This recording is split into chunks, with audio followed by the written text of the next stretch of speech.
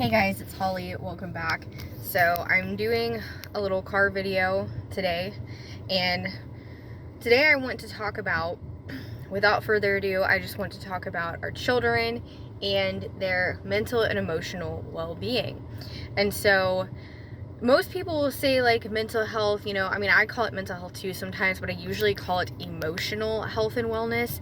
Those of you that watch my videos regularly or watch my mental health content probably know this, but if you're new to my videos, to my content, then now you know.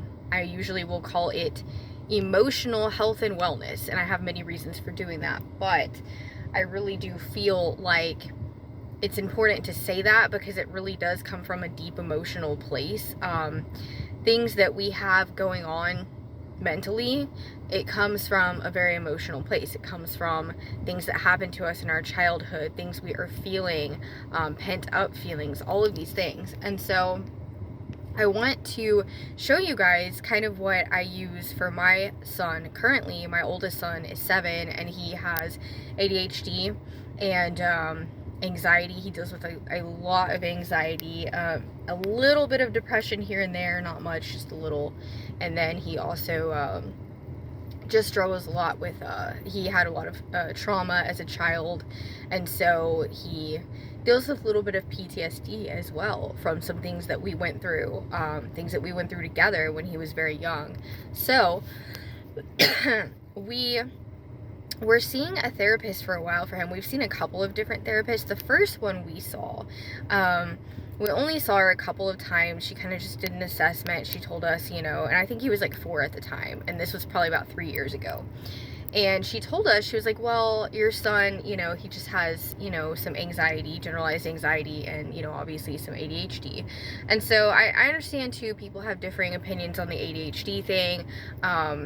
I think, children should definitely be free to express themselves and learn in whatever way is easier for them, and, not necessarily need to be medicated. I'm also not against medication for it. I just think that you have to weigh the opportunity cost with that.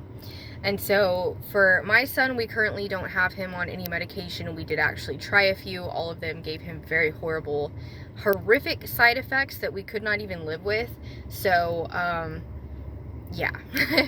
So we are considering, maybe trying a stimulant maybe later in the school year. But again, I realize everyone's got very strong differing opinions on that. Not everyone, but a lot of people. So anyways, like I say, I'm not anti-medication. I'm just, I feel like you should do whatever you think is best for you and your child and your family.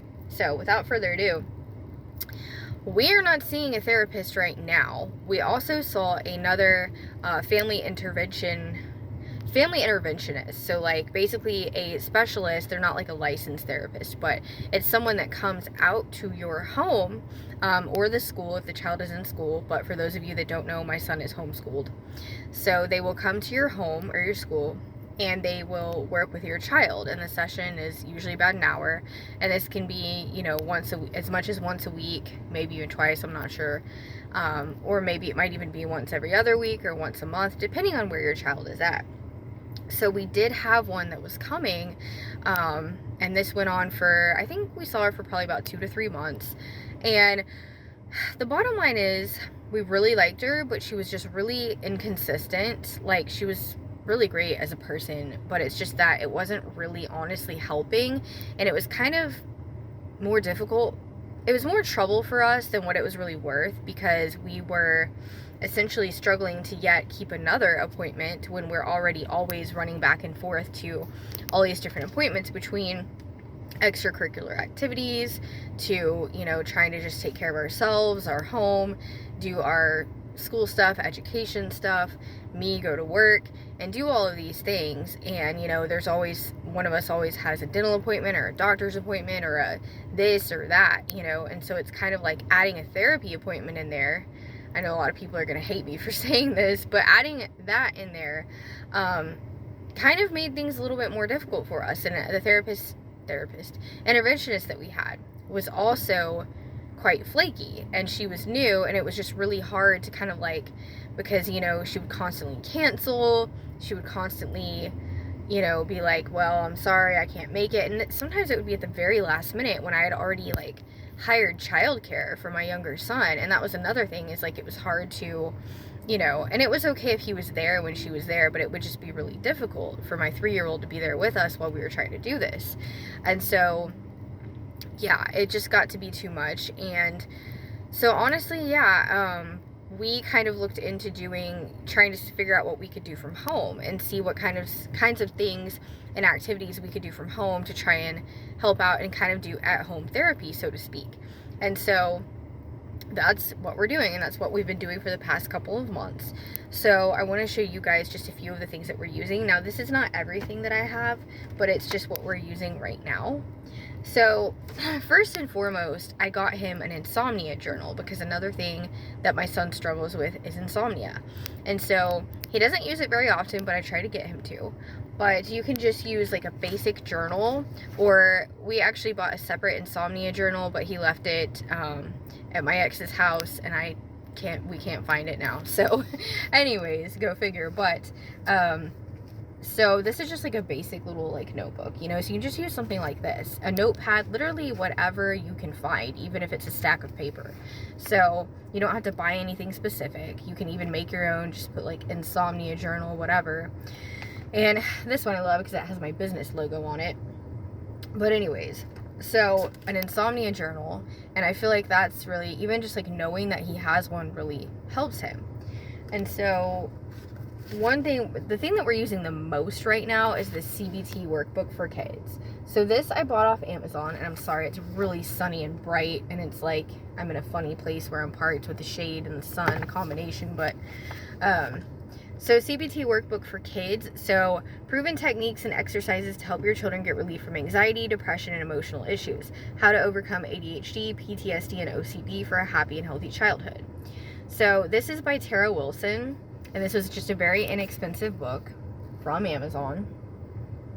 And it tells more about it on the back. And this is a really cool book. A lot of it is just reading, and you don't have to use all of it because there are different sections. There's also a section on eating disorders, which obviously do not apply to us.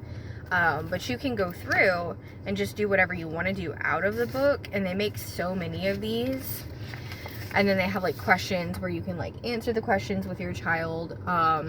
And it's just really cool. So we're actually almost done with this book, but since we've been using it, I have seen a significant improvement, honestly. And we really just do like a couple of pages of this a day. I mean, it takes like probably less than 10 minutes. And so when we're doing it consistently every day, I feel like it really is helping. And now I'm not saying that this is a substitute for regular, you know, professional therapy, but like I do like to point out, you know, I'm not a psychiatrist, I'm not a psychologist, I'm not even a doctor or anything like that. But I do like to point out from my own standpoint and my own personal experiences that there are so many things that you can do on your own. And I think, again, I know a lot of people hate me for saying this because I'm not anti-therapy, and I've said this before, but if you go to therapy and you notice that it's just not working a lot, it's just not producing, you know, the desired results, okay, and let's be frank, this happens to a lot of people, it happened to me many times, then it's more than okay to just kind of take a step back and try your own thing. And I'm not saying we'll never go to therapy again, like to a professional, you know, therapist again, but I feel like what we're doing right now is helping us a lot. And it's not just helping us, you know, with his actual state of mind, but it's helping us with our time management, with our schedule, with all the things we have going on, because we can literally do this anytime. We can do this at bedtime, in the morning, in the afternoon, when we're doing our school stuff or our educational things. And so I kind of feel like it's a similar concept as homeschool, if it makes sense to you. But it's kind of like, you know, some people will try to say, oh, well, shouldn't your child be trained up by professional teachers that have gone to college for this? Shouldn't you have your child in school where they're being, you know, properly educated? And I feel like we can kind of relate that concept to this therapy in a way, because I feel like people will say, oh, well, you should really have, you know, your child see a professional therapist, psychologist, you know, licensed this and that, you know, and I'm like, I mean, I get that. I get where you're coming from, but in the same point, especially if you've already seen one and you already kind of know what your situation is and, and whatnot, then I feel like, and if you've had a diagnosis, so to speak, then you kind of know where you're at and you can kind of just like experiment and see what works for you. And if this works for you, great. It's not going to work for everyone. Some people may prefer to take a traditional therapy approach, and that's okay. Like I say, I'm not anti-therapy. Again, this is a disclaimer, but this book has really helped. And so they have so many different ones. And of course, you can go to a bookstore, you can go to a library, you can find stuff like this too. If you don't want to buy it, I'm sure that your local library would probably have something you could use, some resources. So all this stuff is super affordable. The next thing I have here is this book right here. Now, this book is called When Harley Has Anxiety, a fun CBT skills activity book to help manage worries and fears. So this is for kids 5 through 9 by Regine Gelonti, PhD. So this is a really cute book. And we haven't done a whole lot in this one. We've only done a little bit because we've mostly been trying to focus on the other book. Because I don't like to throw in too many separate things because it can get confusing and stressful. But this is the one that we're about to start diving into next for the most part. And it's just a really, it's a really high quality book. It also has a really nice feel to it. This one was a little bit more expensive than the other one, but it was still really affordable, all things considered. And this one has a lot of other exercises in it, almost kind of like drawing activities, like art type stuff, things that can really help your child. And it's got a lot of pictures and illustrations. So I feel like this one is going to help us even a whole lot more. But there are so many of these that you can get now. And there are also DVDs and things of that nature, CDs that you can get, play in your car, or use the DVDs at home. You can also watch, YouTube videos. So you don't even have to buy anything to do this kind of stuff. It can be completely free. And it's always at your fingertips to do these things. And yeah, so anyways, I'm not the most articulate person today, guys, so sorry. But I just really felt like I wanted to talk about this because this day and age, with everything we're going through in the world, and especially in our country here in America and just everything, there's so much fighting, there's so much polarization, there's so much unrest and lack of peace. However you want to look at it is fine. That's the way I see things at the moment. I think most people would agree with me that we're seeing some really challenging times right now for various reasons, for very many different reasons. And so, as we go throughout these hard times, it's important that we check in with the emotional well-being of our children. And I think that's why, we see so much violence in the world. And the thing is violence ultimately comes from hurt people hurting people. And most of you have probably heard this phrase before, but it's true. Hurt people hurt people. And so it's really important that we take the initiative to not only check in with ourselves on a psychological level, but check in with our children and the people that are closest to us, and provide them with these resources and these tools, which, many of them happen to be completely free, and just be like, hey, let's do this, make it like a story time or something. And even if your child does not have something like anxiety or ADHD or, what have you, even if they don't have anything going on like that, I think it's really important to still, check in with those things. And it also helps to give them the skills as they continue to grow older, and to understand as they get older, if they start to experience more severe emotional well-being issues, such as, severe depression, things of that nature, that they kind of understand and have more of the tools. And I think, like,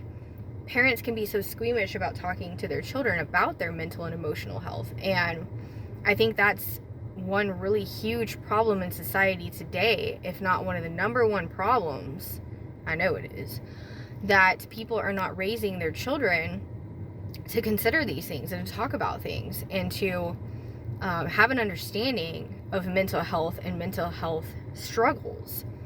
Because, if a child gets to older, teenager, let's see, they develop a feeling, that, I'm trying to say this in a way that I'm not going to get my video, scrapped from here, but in a way, that they might start to think that, something really bad, okay? Thoughts of harming others, thoughts of harming themselves, things like that. There we go. So if they start to think about something like that, maybe at that point they will have more of an idea of what it is, why it happens, and what they can do about it, instead of all of a sudden like, oh my gosh, I'm feeling this way, I don't want to tell anyone, I don't want to, I don't know what to do, and then something bad comes out of that emotion, out of that feeling. So I hope this makes sense, but the reason I want to share this, like I said before, is because our society has a major issue with not addressing the psychological health of our children and the psychological health of ourselves too. And I think another important thing to consider is that you don't always have to take the standard approach. You don't. You can always take a different approach, and I'm a fan of that. I think it's important to approach your mental and emotional well-being from so many different standpoints, not just are you seeing a therapist, are you taking medication, are you exercising and eating right, and blah blah blah, and all of these things, because the truth is you can still be doing all those things and still be struggling like hell. And I know for myself, when I was younger, I saw a therapist for about 2.5 years. And not to say that none of her techniques helped me at all, not to say that it didn't help me at all, but it really didn't produce a lot of results, if I'm being honest. And I saw her for 2.5 years. It really did not produce much results at all. I also saw another therapist briefly for maybe about a 6-week period about 4 years ago or so, somewhere in there, 3.5 years ago. And he was really great. I absolutely loved him. I was pregnant with my second child at the time, but again, I still did not produce literally any results. Like, there was one tip that he gave me that I still follow to this day. And that was about using UV light bulbs in my house and office and stuff. Using UV light bulbs for depression. But apart from that, that was literally the only thing I got out of it. Yes, it helps to talk to someone. But that's going to vary from person to person. That's going to vary who you want to talk to, and if you want to hire a professional to talk to, that's great. That's fine. But anyways, this is just kind of from my standpoint, and I know my video is a little bit conjumbled and sort of not the most organized, but is it ever? So I just wanted to throw that out there. And again, these books are so helpful for your kids, and it doesn't take much time to do it at all. It's something you can throw in super easily while you're out and about. You can do it while you're running errands, so just check in with your kids. And I think if we could all do this, we could make the world such a better place, because the people that we are raising today are, they're our world for tomorrow. So I hope this helps, and I'll see you guys next video. Bye.